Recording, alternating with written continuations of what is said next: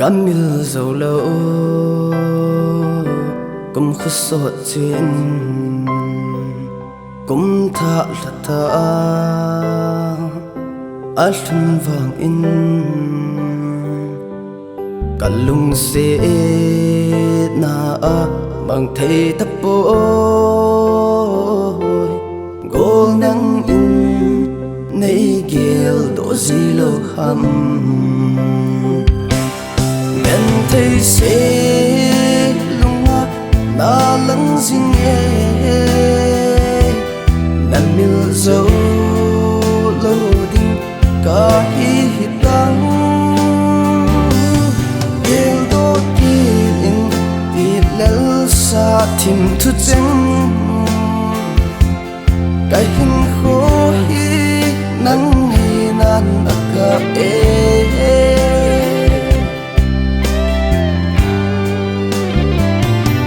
kan ngay ludan na hết số kan ít đàn rộng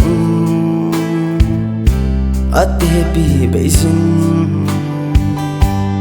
hình la hết man lâu khen na col ni ahun so riêng hi an lang nghe dễ thấy sẽ lung na lắng riêng nghe nằm miêu dấu lâu đinh cả hi tăng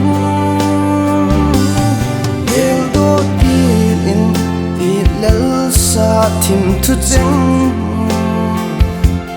cái hình khô hi nắng hi nan akka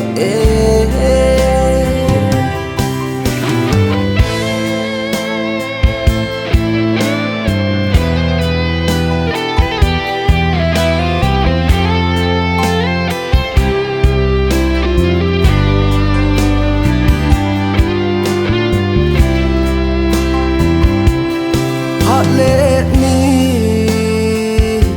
ki hay lối rồi cả lung đây nu dòng chi mây to kèn thấy kiên va na hin miêu dâu buông nghe em thấy sẽ lung na lắng riêng nghe nằm miêu dấu lâu đinh cả hi tăng